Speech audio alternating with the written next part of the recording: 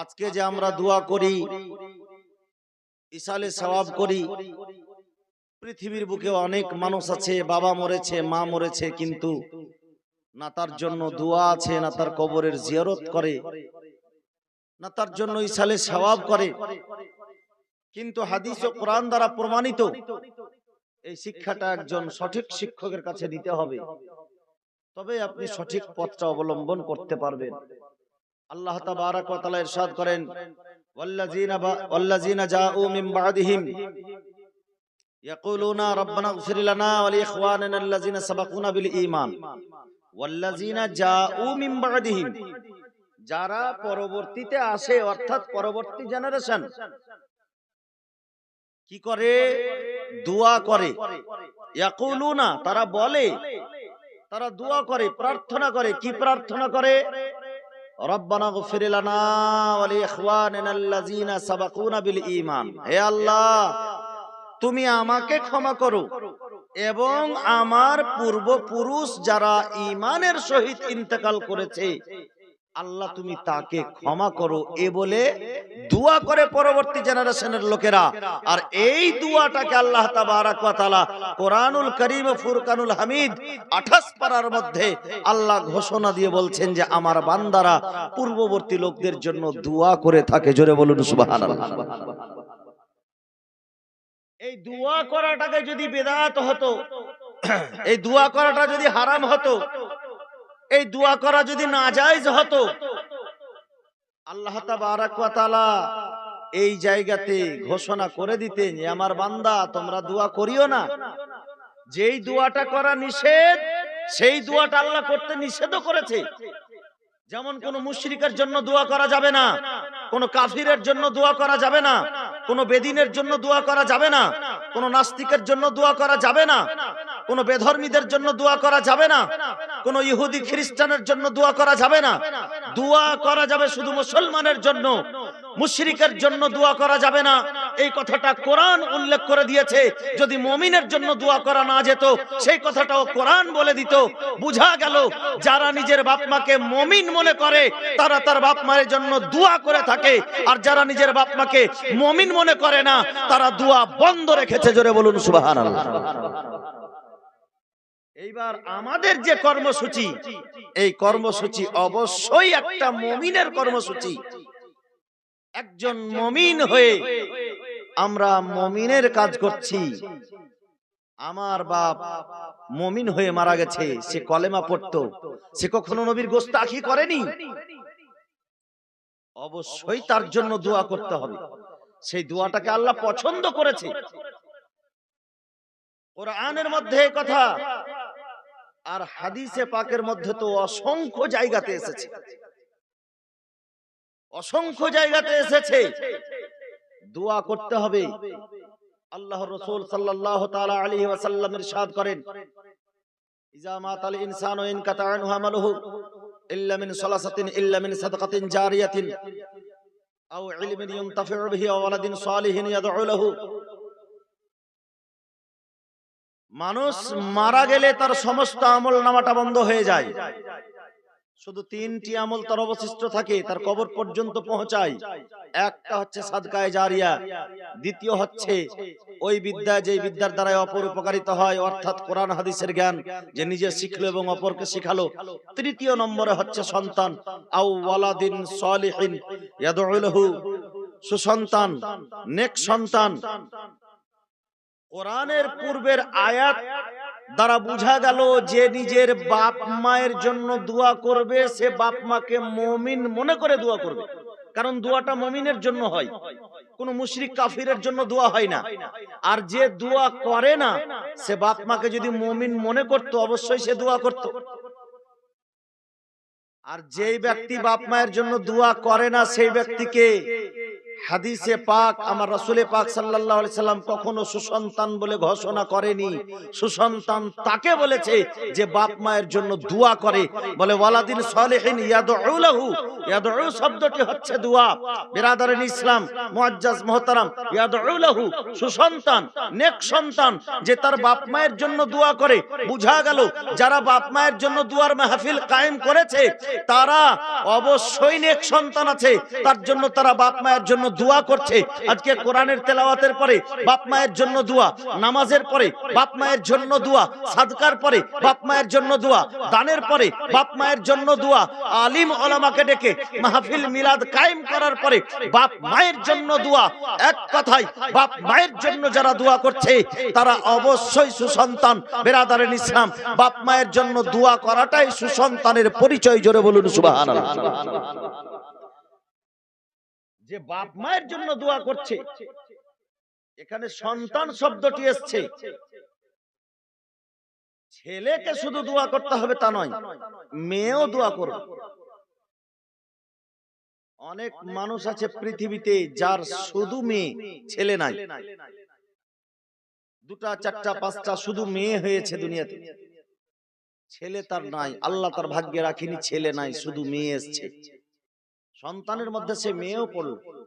একটা মেয়ে কোরআনের তেলাওয়াত করার পরে যদি দুইখানা হাত উঠে আল্লাহর কাছে দোয়া করে, রব্বুল আলামিন আমার বাবা মারা গেছে, আমি যা তেলাওয়াত করলাম আল্লাহ গো যে সওয়াবটুকু হবে আমার বাপের কবরে তুমি পৌঁছিয়ে দাও এবং আমার বাপের কবরের আযাবকে তুমি বন্ধ করে দাও। তুমি রহমান ও রহিম, তুমি আমার বাপের উপরে দয়া করো, রহম করো। এই কথা বলে যদি একটা মেয়ে দোয়া করে, সেই মেয়ের দোয়াটাও তার বাপের কবর পর্যন্ত পৌঁছে যাবে। জোরে বলুন সুবহানাল্লাহ। অথচ পৃথিবীতে অনেক মানুষ আছে যারা দোয়াটাকেই অস্বীকার করে ফেলছে, বলে দোয়া নেই। আর কোন রকম যদি আবার মানছে যে দোয়া আছে, তো আবার বলছে হাত উঠে দোয়ার কোথাও দলিল নেই। নবীজি নাকি কখনো কোনোদিন হাত উঠিয়ে দোয়া করেনি। এই কথাটা সরাসরি ভিত্তিহীন, সরাসরি ভুল কথা। সহিহ বুখারীর মধ্যে রয়েছে কিতাবুল মাগাজি দ্বিতীয় খণ্ড, আওতাসের যুদ্ধের ঘটনা। হযরত আবু আমির রাদিয়াল্লাহু তাআলা আনহুর শাহাদাতের পরে আবু মুসা আশআরী ঘটনা শোনালেন। ঘটনা শোনানোর পরে বললেন যে হুজুর, আবু আমির আপনাকে দোয়া করতে বলেছে। আমার রাসূল পাক সাল্লাল্লাহু আলাইহি সাল্লাম বললেন, ইতে বিল মা, আমার কাছে পানি নিয়ে এসো। হযরতে আবু মুসা আশআরী বলছেন যে আমি সঙ্গে সঙ্গে পানি নিয়ে আসলাম। ফাওয়াতাওয়াজ্জা, আমার নবীজি ওযু করলেন। টাটকা ওযু করার পরে দোয়া করলেন। তো দোয়াটা কেমন করলেন? অনেক মানুষ আছে পৃথিবীতে, আব্দুর রাজ্জাকের মতো শয়তান, মুমতাজের মতো শয়তান, ইয়াসিনের মতো শয়তান, অনেক মানুষ আছে যারা দোয়াটা কোন রকম স্বীকার করলে আবার হাত উঠানোটা স্বীকার করে না।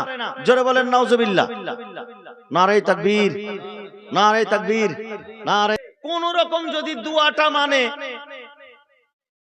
আবার বদমাইশির শেষ নেই, বলছে দোয়া করো কিন্তু হাত উঠিয়ে করতে হবে না। আর হযরত আবু মুসা আশআরী বলছেন যে আমি পানি নিয়ে এসে দেখলাম, পানি নিয়ে এসে দিলাম। আমার নবীজি টাটকা ওযু করলেন। ওযু করার পরে কি করছেন? বুখারীর শব্দ ফারাফা ইয়াদাহু, ইয়াদাহু, দোনো হাতকে উঠালেন, একটা হাত নয়, দুটোই হাত উঠালেন দোয়া করার জন্য। কতটা উঠালেন? আল্লাহু আকবার। আমার রাসূল পাক সাল্লাল্লাহু আলাইহি সাল্লাম হাত উঠালেন। সেই সময় আবু মুসা আশআরী বলছেন, ফারাআইতু বিআযা ইবতাইহি, আমি আমার নবী করিম সাল্লাল্লাহু আলাইহি সাল্লামের বগলের উজ্জ্বলতা দেখতে পেলাম। নবীজি এতটা হাত উঠিয়েছেন, তার মানে হলো এটা যে আমার নবীজি হাতটা একটু উঁচু করে উঠিয়েছিলেন। যে আমার আবু মুসা আশআরী সাহাবী রাসূল বলছেন যে আমার রাসূল পাকের বগলের উজ্জ্বলতা পর্যন্ত দেখতে পেলাম। এবং দোয়া করলেন কার জন্য? জিনার ইন্তেকাল হয়ে গেছেন, শাহাদাতের মরণ মরেছেন, আওতাসের যুদ্ধে গিয়ে আবু আমির শহীদ হয়েছেন, সেই শহীদের জন্য দোয়া করলেন।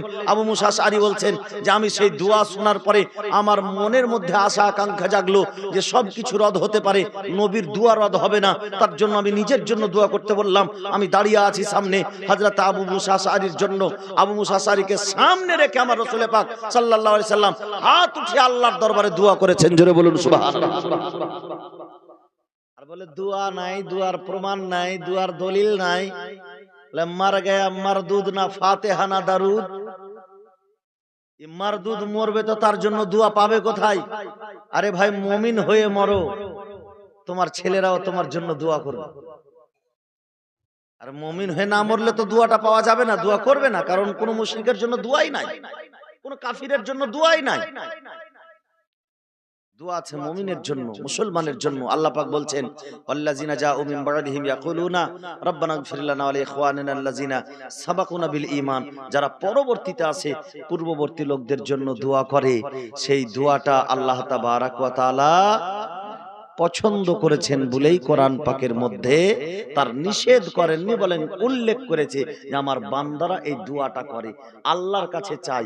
আল্লাহর কাছে দোয়া করা মানে আল্লাহর কাছে চাওয়া, আর আল্লাহর কাছে চাওয়া এটা সব চাইতে আল্লাহর কাছে পছন্দ। জোরে বলুন সুবহানাল্লাহ। আপনি মানুষের কাছে একবার চাইবেন, হয়তো বিরক্ত হবে না, দ্বিতীয়বার চাইবেন, তৃতীয়বার চাইতে গেলে সে লোকটা বিরক্ত হবে। কি বিরক্তকর লোক, বারবার চাইতে চলে আসছে। কিন্তু আল্লাহ বলছে বান্দারে তুমি আমার কাছে বারবার চাও, বারবার চাও, আবার চাও এসে, আর যত চাইবা আমি তত খুশি হব। জোরে বলুন সুবহানাল্লাহ। আমার কাছে যত চাইবা আমি তত খুশি হব। আল্লাহর কাছে চাওয়া, দোয়া করা মানে আল্লাহর কাছে চাওয়া। এটা আবার কি করে বিদআত হতে পারে? এটা আবার কি করে গুনাহ হতে পারে? अकल होती तो खुदा से लड़ाई ना लेते। ব্রেন বুদ্ধি থাকলে এই হাদিসের বিপক্ষে, কোরআনের বিপক্ষে এরা কথা বলতো না। কিন্তু ইহুদিদের টাকা তাদের পেটে ঢুকছে, তার বাপরা যে শিক্ষা দিয়েছে সেই শিক্ষা অনুযায়ী কথা বলছে। আল্লাহু আকবার। আল্লাহ পাকের লক্ষ কোটি শুকরিয়া যে আল্লাহ তাবারাক ওয়া তাআলা মুসলমানের ঘরে জন্ম দেওয়ার পরে আবার আহলুস সুন্নাত ওয়াল জামাতের ঘরে জন্ম হয়েছি, যে কমপক্ষে অন্তত বাপ মায়ের জন্য দোয়া তো করতে পাচ্ছি। খুব সুন্দর আমল। আল্লাহ পাক এই আমলকে যেন কবুল করে। সকলেই বলুন আল্লাহুম্মা আমিন। আল্লাহ ও গো আল্লাহ, ক্ষমা করে দাও, মাফ করে দাও, ক্ষমা করে দাও, মাফ করে দাও। আল্লাহ ও গো আল্লাহ, ক্ষমা করে দাও, মাফ করে দাও, ক্ষমা করে দাও, মাফ করে দাও। যত দিনে জীবন বিনা বাঁচিবে, সুপথে চালাও, মাফ করে দাও, সুপথে চালাও, মাফ করে দাও। তোমাকে না দেখিয়া, নবীকে না চিনিয়া, ঈমান এনেছি তবুও, তোমাকে না দেখিয়া, নবীকে না চিনিয়া, ঈমান এনেছি তবুও। এই ওসিলাই চির সুখী জান্নাতে দাও, ক্ষমা করে দাও, মাফ করে দাও, ক্ষমা করে দাও, মাফ করে দাও। স্বার্থকে ত্যাগিয়া, বুকে মোরে আগিয়া, মা বাবা গেল গোরে চলিয়া, স্বার্থকে ত্যাগিয়া বুকে মোরে আগিয়া। মা বাবা গেল গোরে চলিয়া, এই ওসিলাই মা বাবাকে জান্নাত দাও, ক্ষমা করে দাও, মাফ করে দাও, ক্ষমা করে দাও, মাফ করে দাও। আল্লাহ ওগো আল্লাহ, ক্ষমা করে দাও, মাফ করে দাও। ব্রাদারান ইসলাম, যেহেতু আমাদের প্রধান মেহমান, প্রধান অতিথি এসে স্টেজে উপস্থিত হয়ে গিয়েছেন, তার জন্য আর বিশেষ কিছু না বলে আমি ওনাকে মাইক দিয়ে দিচ্ছি। আমাদের প্রধান অতিথি হযরতুল আল্লাহ জান্নাতুল ফিরদাউস সাহেব, আমার ভাইজান, আপনারা তো সকলেই জানেন, না জানা কিছুই না। এর আগে উনি জীবনী করে গেছেন সুরের রাজা। হ্যাঁ, সুরের রাজা, আগে থেকে সুরের রাজা, এখন নতুন করে না। আর অনেক দিন ধরে পরিচিত, আমার অনেক দিন থেকে আমরা বন্ধু ভাই যেটাই বলেন। আমার থেকে উনি বয়সে ছোট, কিন্তু যাক, পুরো পশ্চিম বাংলার খ্যাতনামা বক্তা হিসেবে, জীবনী বক্তা হিসেবে এবং অন্য অন্য জায়গাও যাচ্ছে। আল্লাহ তাবারাক ওয়া তাআলা আরো ইলম ও আমলে বরকত দান করে, যেন সকলে বলেন আল্লাহুম্মা আমিন। আরো যেন দক্ষতা হয়, আরো যেন ভালো বক্তা হয়, আরো যেন মানুষকে বোঝাতে পারে, দ্বীনের খিদমত হেদায়েত করতে পারে, সকলে বলে আল্লাহুম্মা আমিন। আমার ভাইজান মাওলানা জান্নাতুল ফিরদাউস সাহেবকে দেওয়ার পূর্বে আমাদের গ্রামের সুশিক্ষিত, স্বনামধন্য, প্রাণপ্রিয় বন্ধু আমার জুবায়ের আলম সাহেব আপনাদেরকে নাত পরিবেশন করে শোনাবেন। নাতে রাসূল এমন একটা জিনিস, ভাঙা গলা নিয়ে পড়লো শুনতে মধুর লাগবে। মুহাম্মদ নাম যতই জপি ততই মধুর লাগে, সর্বজন অঙ্গতাম বাক্স ভরা থাকে। হ্যাঁ, না না, ওইটা কথা বলছি না, সুবহানাল্লাহ। আমার থেকে তো ভালো গলা আছে আমার বন্ধুর। যাই হোক, আলহামদুলিল্লাহ, এটাও একটা ভাগ্য যে নবীর স্টেজে নবীর নাতে রাসূল পড়তে পাচ্ছি।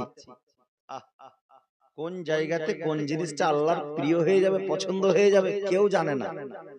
অনেক সময় অনেক নাত খা, অনেক শায়ের যখন ইন্তেকাল করে, পাকিস্তানের কি যেন নামটা আমি ভুলে গেলাম, উনি যখন ইন্তেকাল করলেন তো ওনার একটা নাত শরীফ খুব বাজতো, শুনতাম।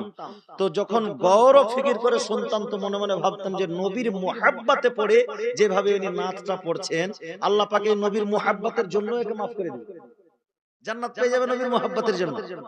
তো এই নাত পড়াটাও খুব ছোট কাজ নয়, খুব নেকির কাজ। নাত পড়াটা হাসান বিন সাবিতের সুন্নত। হযরতে হাসান বিন সাবিত সাহাবিয়ে রাসূল, যার জন্য মসজিদে নববীতে মেম্বার লাগিয়ে দেওয়া হতো, নাতে রাসূল বয়ান করতেন, মাদাহে রাসূল বয়ান করতেন। আল্লাহু আকবার। তো নাতে রাসূল পরিবেশন করার জন্য আমার ভাই জুবায়ের আলম সাহেব উরফে রুবেল সাহেব আসছেন, আপনাদেরকে সুন্দরভাবে নাতে রাসূল পরিবেশন